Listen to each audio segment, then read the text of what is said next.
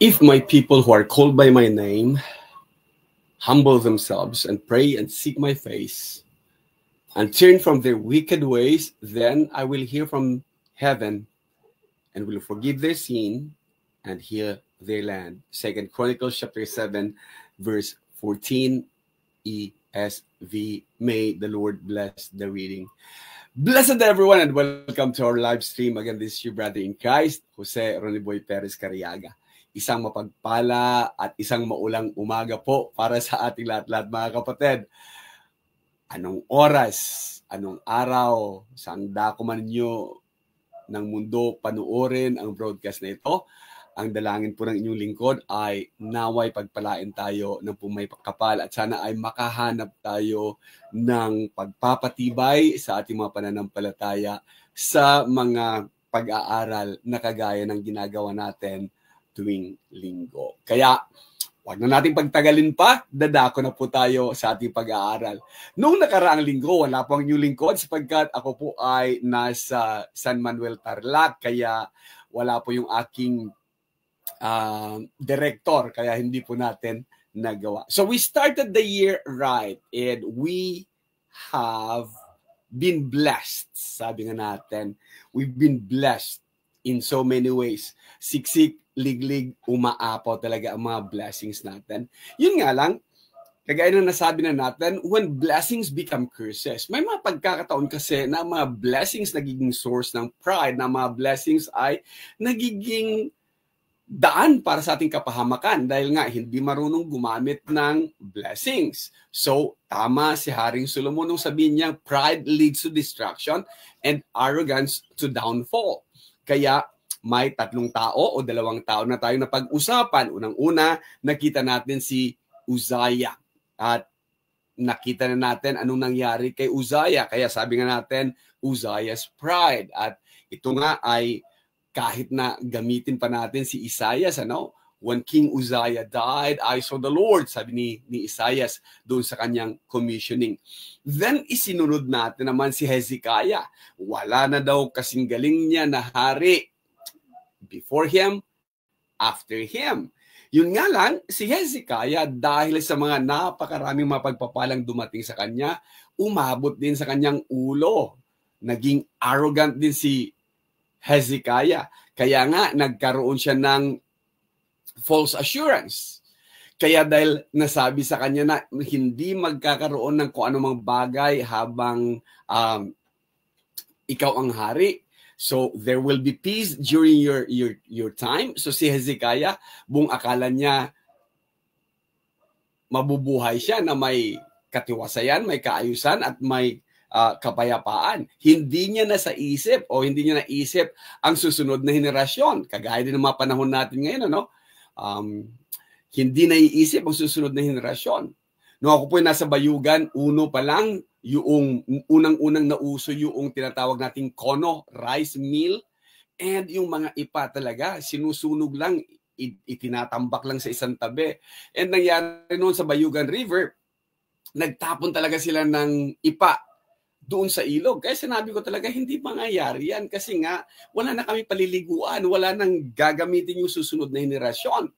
Si Hezekiah, buong akala niya, because he thought there will be peace and security in my days, hindi niya alintana na ipakita sa mga Babylonians ang lahat-lahat ng mga bagay-bagay na naroon sa kanyang treasures. Kaya tama yung nasa 2 Chronicles chapter 32 verse 25 nung sinabihing Hezekiah was too proud to show gratitude for what the Lord had done for him.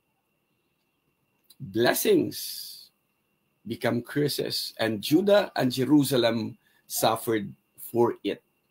Maalala ko rin yung mga panahon wherein talaga naman yung mga lamang dagat, ano? Talaga naman ang dami talaga nung unang panahon, nung kapanahonan ng kabataan natin.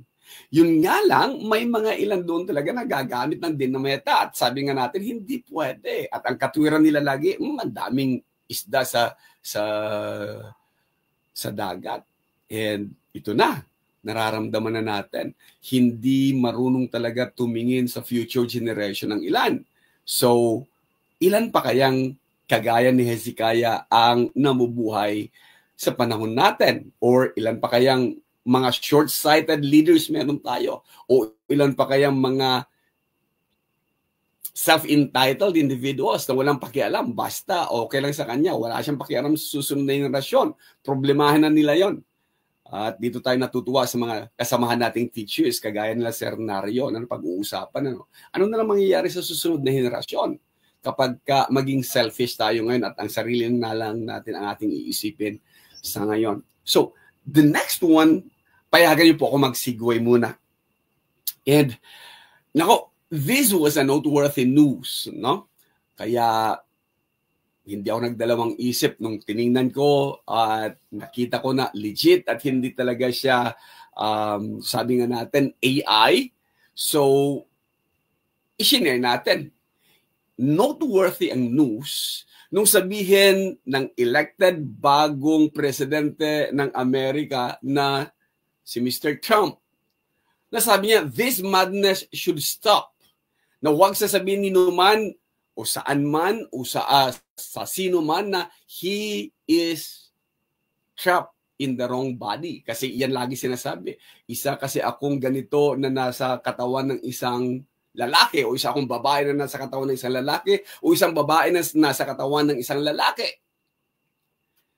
And inatasan daw niya ang kanyang mga nasa schools nakasuhan ng civil rights violation at magiging sex discrimination kung tuturuan mo ang mga bata that they are trapped in the wrong body.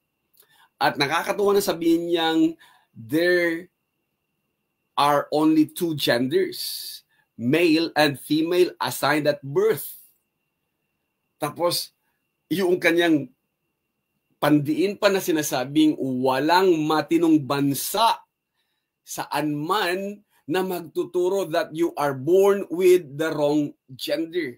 And he would like to put this madness to a stop. First time na nasabi ko sa aking sarili, wow! Ang presidenteng ito hindi natatakot. Wala siyang pakialam sa karamihan ng mga susundan niya. It will be a tough battle ahead. Kasi meron tayo ngayon our confused generation and gullible. Na ano man ang sabihin, kunwari ng mga taga-kanluran, talagang gagawin. Ano man sabihin na, maaari kang mamili. Maaari mong sabihin kung ano ka. And ito na ngayon. Sinasabi na niyang walang isang seryosong bansa ang magsasabing you are born with the wrong gender. So, yung mga katuruan ngayon na ang gender ay social or society ang nagdi-decide. And titingnan natin anong magiging development ng mga bagay-bagay na to. But, for that, noteworthy ang news na yan. Patuloy po tayo sa ating pag-aaral. Ginamit po natin ang 2 Chronicles 7:14 na sinasabing, if my people who are called by my name humble themselves. Why is it na itong gagamitin natin na scripture reading sa umagang ito? Humble themselves. Because ang pag-aaralan po natin, dahil sa dinami-dami ng mga pagpapalang tinatanggap natin, sa samantalang, kagaya na nasabi nga natin, napakadaling lumaki ang ulo. So, we'll be dealing with humility and pride ngayong umaga. And nakita na natin, si Uzziah, nawalan siya ng kababaang loob, humility. Si Hezekiah, ganun din. Pride takes over sa isang napakagaling sana na hari. Isama natin ngayong umaga ang isang tao at ang isang hari din kagaya nila, si King Ahaziah. And dito tayo, bubunot tayo ng practical application on humility and pride through the life of Ahaziah. Okay? So, sino nga ba itong si Ahaziah? Si Ahaziah ay anak ni Ahab. Alam naman natin si Ahab, asawa niya si Jezebel. Ahaziah was the king of Samaria or Northern Kingdom or Israel. At walang ibang ginawang tama ang haring ito. So, ayon sa mga record ng mga kings, he fell off from the balcony of his palace and he was seriously injured. Dahil dito, nakaratay siya sa banig ng karamdaman, gusto niyang malaman at gusto niyang kumonsulta kay Baal-zebub ng Diyos-Diyosan ng mga Filistino sa Ekron. At ang mga bagay-bagay na tatalakayin nga natin, titingnan natin anong mamayang nangyayari kay Ahaziah. So, we move on. 2 Kings chapter 1, opening po, at itong makikita natin. King Ahaziah of Israel fell off the balcony on the roof of his palace in Samaria, and was seriously injured. So he sent some messengers to consult Baal-zebub, the god of the Philistine city of Ekron, in order to find out whether or not he would recover. Sa tindi siguro ng kanyang karamdamang tinamo, hindi naman sinabi kung anong nangyari sa kanya, basta nalaglag siya mula sa kanyang balkonahe ng kanyang flat roof ng kanyang templo. So gusto niya malaman, makaka-recover pa ba ako o hindi? So nagpadala siya ng mga emisaryo. Yet verse 3, but an angel of the Lord commanded Elijah, the prophet from Tishbe, to go and meet the messengers of the king and ask them, why are you going to consult Baal-zebub, the god of Ekron? Is it because you think there is no God in Israel? Insulto personal din naman nga yun, ano? At insulto nga naman talaga sa Diyos. At iisipin natin, theocratic sila. Kung tutuusin, doon lang sila nagkaroon ng mga hari-hari when they requested for a king. Yet, mayroong mga pinapadala ang Diyos na maging messengers niya. May kinatawan ang Diyos sa kanyang bansa, either mapa Northern Kingdom, which is Samaria or Israel, or mapa Southern Kingdom, which is Judah. Kaya ang tanong ngayon ni Elijah, ba't kayo kukonsulta kay Beelzebub o kay Baal-zebub, ang Diyosan ng mga Filistino sa Ekron? Bakit nga? Dahil ba iniisip ninyo na walang Diyos ang Israel? Hindi magiging Israel ang Israel kung hindi dahil sa Diyos. Kaya, ang mensahe ng Diyos ay ganito, tell the king that the Lord says, you will not recover from your injuries. You will die. Hindi mababago yan. Elijah did as the Lord commanded. Diretsahan, gusto niyong malaman whether or not he would recover? From verse 2, the answer is given. You will not recover from your injuries. You will surely die. Mamamatay ka talaga sa injury na yan. Kahit na maghanap ka. Or siguro alam niya na iyan ang sasabihin ni Elijah sa kanya. Kaya the king, gusto niya ng second opinion. So naghanap siya ng second opinion. But the verdict has been given. Ito talaga lalabas. You will not recover from these injuries. You will die. So, mga messenger na to, nung marinig nila si Elijah, muli silang, dali-dali silang bumalik sa templo. And the king, Ahaziah, asked them, why have you come back? And they answered, we were met by a man who told us to come back and tell you what the Lord says to you. Why are you sending messages to consult Baal-zebub, the god of Ekron? Is it because you think there is no God in Israel? Diretsahan po yan, mahal na hari, iniisip mo baga na walang Diyos sa Israel? At sinabi niya, you will not recover from your injuries, you will die. Hindi binago ni Ahaziah. Hindi niya sinabing, mali yung katuruan na yan, mali yung sinabi na yan ng whatsoever, or hindi niya question yung sinasabing, is there no God in Israel? In fact, ang gusto niyo malaman kaagad-agad what did the man look like? Sino may sabi nito? Ano ba mukha niya? And here it is. He was wearing a cloak made of animal skins, tied with a leather belt, and it's Elijah. Alam mo naman pala. Mahal na hari, kilala mo naman pala kung sino ang man of God. Mahal na hari, kilala mo naman pala si Elijah. King, alam mo naman pala ang prophet ng northern at southern kingdom. It's Elijah, the king exclaimed. And because of that, gusto niya ngayong ipatawag si Elijah. Then the king sent an officer with 50 men to get Elijah. Get Elijah at all cost. Yan siguro ang mission order ng unang officer na to. No? 50 men against isang tao. Di ba? Ang dami. Aaresto kay Elijah, the man of God. And the officer found him. Nasaan? Hindi naman siya armed and dangerous. Kundi andun siya nakaupo on a hill at sinabihan siya kagad-agad ng captain na to, man of God. Talagang emphatic, man of God.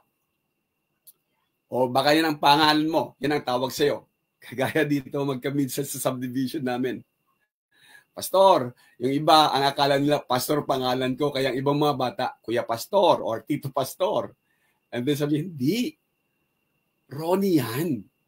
Pastor Ronnie yan. Kuya Pastor Ronnie. Yan. Nakakatuwa. And here is what the first captain said. Man of God, the king orders you to come down. By whose command? The king. Mission ko is to take you at all costs, to bring you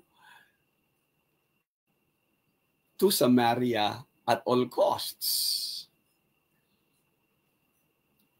And Elijah replied, if I am a man of God, as you said, man of God, kung totoong ako ay Diyos o anak ng Diyos o tao ng Diyos, may fire come down from heaven and kill you and your men. Kung totoo yung sinasabi mong ako ay tao ng Diyos, then let God decide. May fire come down from heaven and kill you and your men. At once, fire came down and killed the officer and his men, 51 charcoaled Israeli soldiers. Nalaman ng mahal na hari, Ahaziah kings, again, sent another officer with 50 men. Second na tawag natin, bugso. Who went up and said to Elijah, man of God, the same thing. Kaya tingnan nyo maigi, man of God, the king orders you to come down. The same na mission order. The king orders you to come down. I'm taking you at all costs. And this one, mas demanding kaysa nauna. Siguro iniisip niya, hindi gaano matapang yung nauna. And this one, sabi pa niya, at once. Yung talagang emphasis niya, the king orders you to come down at once. Again, the same answer. Sabi na naman ni Elijah, if I am a man of God, as you say I am, may fire come down from heaven and kill you and your men. Supposedly sana, pagka ganito ng pangalawa na at narinig naman na nila yung una or alam nila yung una sapagkat recorded or may nakapagsabi sa mahal na hari. At once the fire of God came down and killed the other officer and his men. So 102 na yung charcoal bodies. Hindi pa rin nagsawa si Ahaziah. Ahaziah once more sent an officer with 50 men. He went up the hill, fell on his knees in front of Elijah. Teka. Fell on his knees in front of Elijah. A captain kneeling doon sa kanyang ina-arrest with pleading pa and pleaded, man of God. The same title, man of God. Yet, hindi niya binigay yung order. Ang kanya is, be merciful to me and my men. Spare our lives. So what made this officer different? Gayong alam naman natin, same person to be arrested, man of God, Elijah. Same orders or command, bring Elijah at all costs. Same lang sila ng rank, captain din to. Same sila ng number of arresting soldiers, 50. Bakit kakaiba ang approach ng kapitan na ito?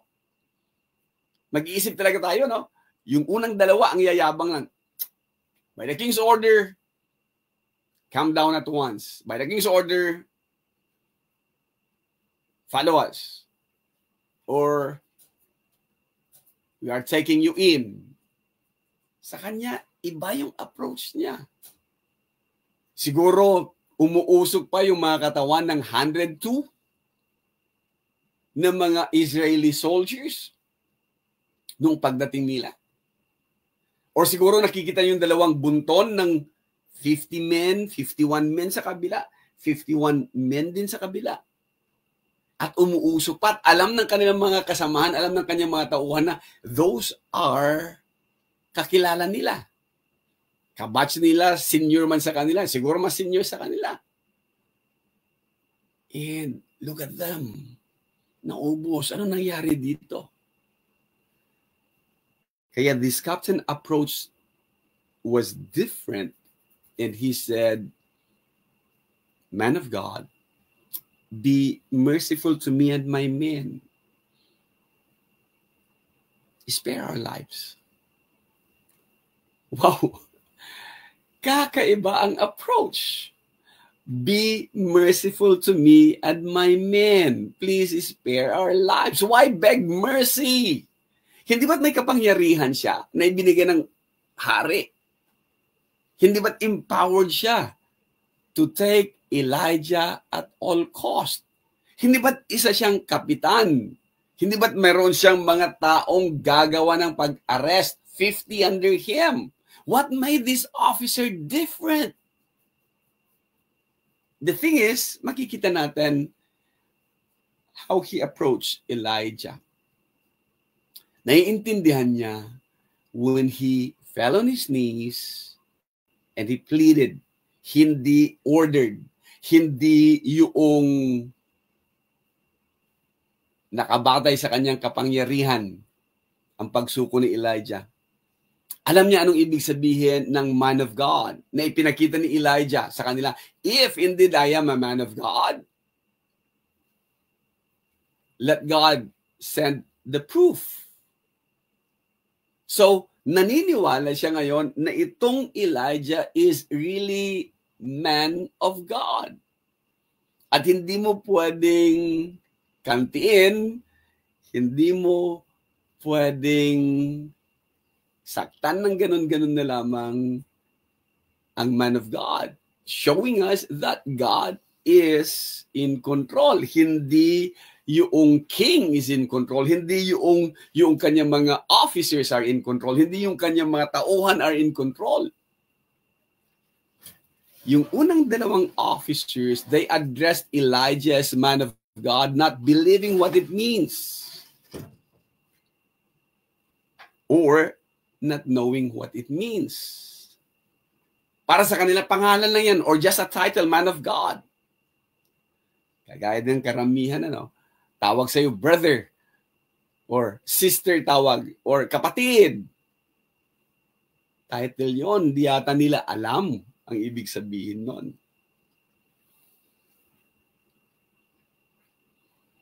Kagaling-galing na sabing kapatid ng harap-harapan, no pagtalikod mo, hindi naman. Kaya, lagi ipinapakita ni Elijah, if I am what you say I am, that I am man of God, let God show that what it means. Let fire come down and consume you. Nangyari. Then, proven he is a man of God. Kailangan pa bang i-memorize yan? Kaya, yung sumunod, ito pang sabi niya, the two officers and their men were killed by fire from heaven. But please be merciful to me and my men. Indeed, you're a man of God. Proven. Naintindihan ko po. Tao ka ng Diyos. pinatunayan ng Diyos na tao kanya by sending fire from heaven. Kaya, alam niya that the only way that their lives can be spared, hindi sa kanyang kayabangan, hindi sa kanyang kapangyarihan, hindi sa kanyang o sa kanilang dami, hindi sa pamamagitan ng utos na pinagkaloob ng hari, kundi by mercy. Their lives won't be spared by pride, power, number, order, but by mercy. And this captain understands that.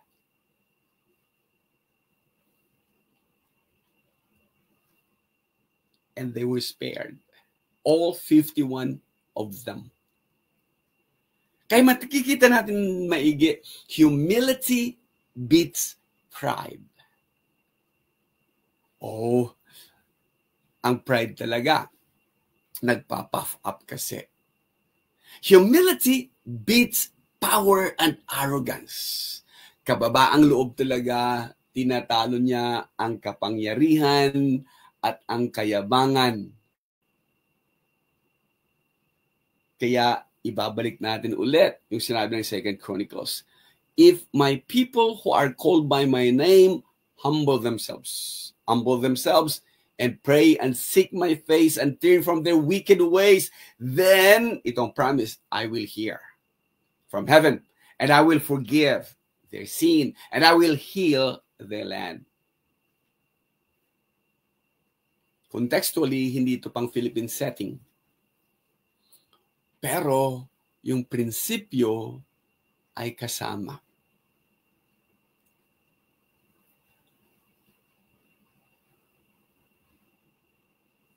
Nalalagay sa isang sitwasyon ng Pilipinas wherein makikita natin humility and pride. Makikita natin yung pagmamalabis sa halip na pagpapakumbaba.